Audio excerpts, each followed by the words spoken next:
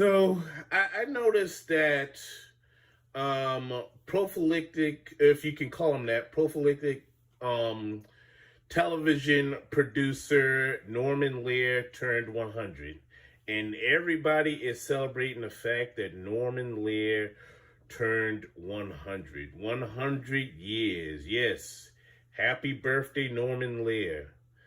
But something I don't think, people should be celebrating, particularly black people should be celebrating.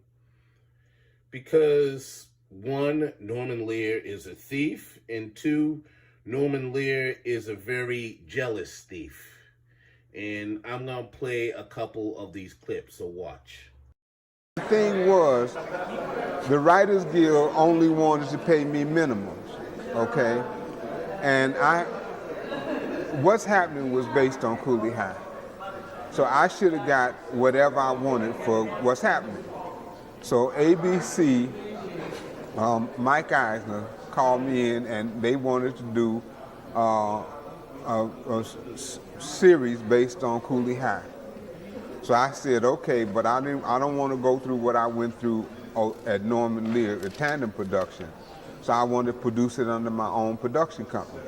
And I'm not mad at him for taking the Jeffersons. He can have that. I want to produce under my own production company. I'll make buku money. So they said, okay, but you've never produced.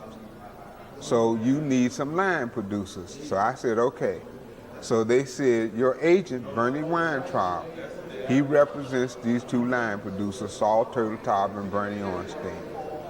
We want to use them. So I said, okay. So I wrote a script, the pilot script for what's happening. Turned it in to ABC. They accepted it, okay.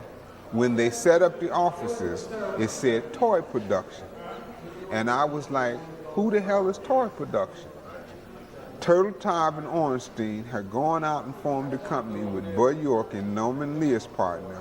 ABC had signed to do the show with that company, and my agent, Bernie Weintraub, had negotiated the deal, all behind my back. And these are the same Ornstein, Weintraub that did Sanford and Son Yeah. seasons.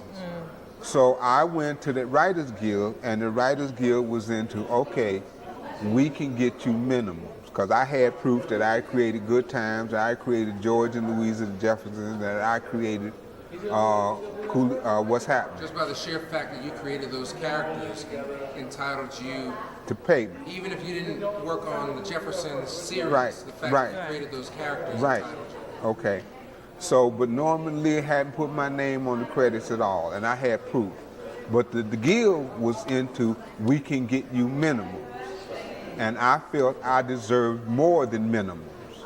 So I filed a suit against ABC, CBS, Saul Turtletop, Bernie Ornstein, Bud Yorkin, Norman Lear, Bernie Weintraub. I filed a lawsuit against them. So that's what happened. So at the end, my lawyers that were representing me, Norman Lear came to me and he offered me $1 million for a settlement. And I said, for all those shows, no way. So the lawyers came to me and they said, look, take that money because you still have your suit against the networks and the others, but at least we'll get paid. So I said, okay. He offered me $1 million at one point at Good Times, so I said, okay. So when the papers came down, all the defendants were listed. So I said, I didn't agree to this. They said, either you take this or we're walking off the case. This was 1 week before the statute of limitations ran out. I went all over Los Angeles looking for lawyers to represent me. I had the evidence and everything, okay? No lawyer in that town would take my case. So about 3 days before, and I didn't have the legal skills to go against Norman Lear and CBS's lawyer in court, even though I had the evidence, because you can lose a case on the technicality.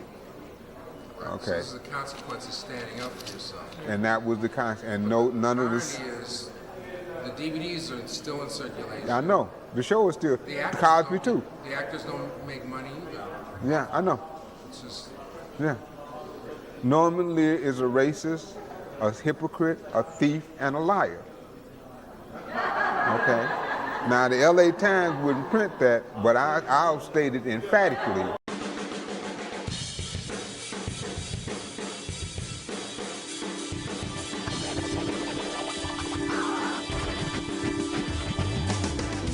Let's take African American television. Yeah. There was this Cosby Fresh Prince, Different World universe. There was Sanford and Son, Good Times.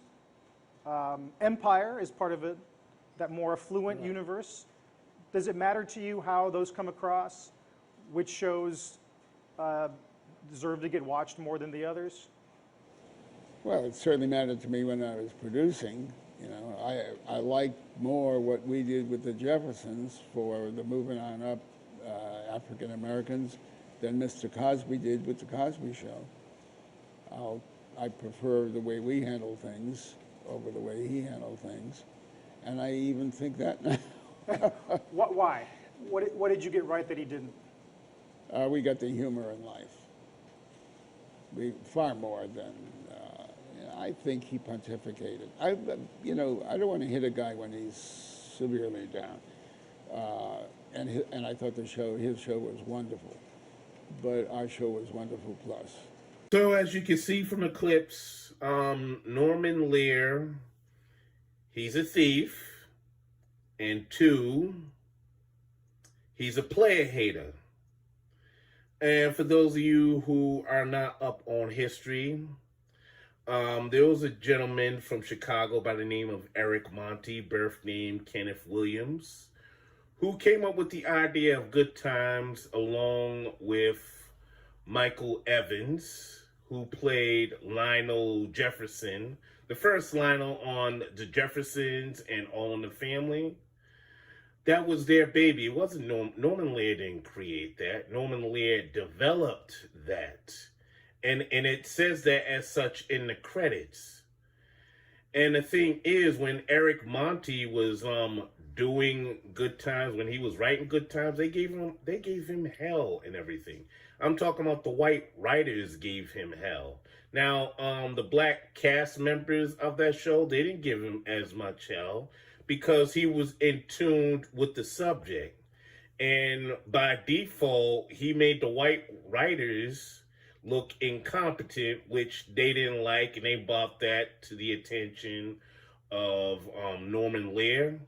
Now, Norman Lear, the quote-unquote progressive and everything, if he was truly progressive, he had a chance to make an Eric Monty like a head writer or producer like himself. But instead of doing that,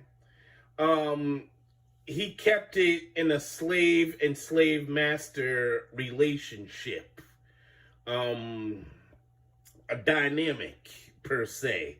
He didn't want Eric Monty to be on his level. He wanted to keep Eric Monty where he was.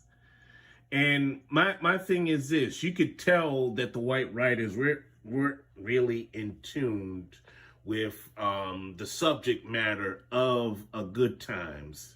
And Eric Monty, he knew that subject, he knew that topic, and he knew the nuances of the black community, but yet he was hampered by some of these white writers who didn't get it and felt that, he was undermining him. But those white writers ended up undermining him, and there were some arguments back and forth between Eric Monty and some of the writers. So when Cooley High came up and it was green light and it was shooting in Chicago, Eric Monty just opted to bounce. And when he bounced, the quality of Good Times somewhat went downhill. Not saying that all the episodes were bad or trashy, but you can really pretty much tell the episodes Eric Monty was involved in and the ones he weren't. Now, they did have black writers after Eric Monty and everything, but in my opinion, Good Times wasn't up to the same level or standard that the first or the second season or even some of the third season was. You can tell the drop of quality and everything by, who was involved and whatnot. So Norman Lear, I'm not going to celebrate. I mean, yeah, happy birthday to you, 100 years and all that, but I wouldn't celebrate you because of that. Nah, man. You had a chance at history. I'm talking about behind the scenes, not in front of the camera. I'm talking about behind the scenes. But instead, you was looking out for your own little tribe. We're just going to leave it at that. Your own little tribe right there. And all you did was exploit the black folks in front of the camera and behind the scenes. You really didn't care about the advancement and the elevation of black talent as far as writing and the production goes. So miss me with that, Norman Lear. And another thing with Norman Lear is as you can see, Norman Lear, he was jealous of Bill Cosby. And this is a very old clip, and this was obviously during the trial and tribulations that Bill Cosby was going through or continues to go through somewhat, but this was at the height of that controversy. And I mean, he didn't really address that controversy, but Norman Lear was all getting on, the Cosby Show and everything. And I think the fact that he it was a hit show too. No, it was a hit show, number one. And two, it kind of made Norman Lear's, sitcom style more irrelevant and everything, because up to that point, you did have a lot of sitcoms that pretty much dealt with lot of social issues, but the Cosby Show really didn't dabble into that. The Cosby Show was about everyday situations in the household and that families could relate to on a universal level. And I think, Norman Lear was just, he was hating on Cosby because he didn't come up with that idea first. And two, Cosby wasn't under Norman Lear.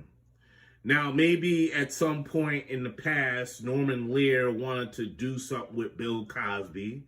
And Bill Cosby, and I know the biggest criticism of Bill Cosby was he was arrogant. He was this, he was that.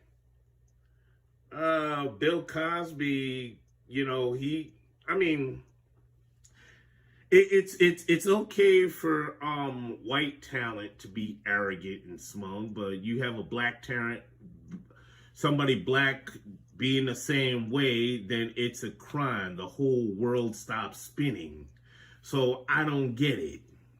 And maybe I'm not supposed to get it, but I get the impression that maybe Norman Lear at some point wanted to do a project or approach Bill Cosby with a vehicle, and Bill Cosby probably said thank you, but no thank you, and Norman Lear is still feeling a certain kind of way because Bill Cosby turned him down. So I don't know. Because Norman Lear, he did make a lot of careers and whatnot. I mean, he gave Gary Coleman his start.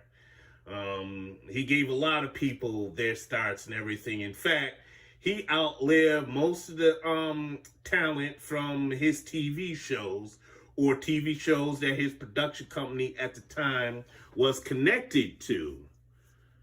So the fact that he had no hand or no involvement in Bill Cosby's success or the Cosby Show's success, yeah, he's going to be feeling a certain kind of way. Hence, the comments of the interview.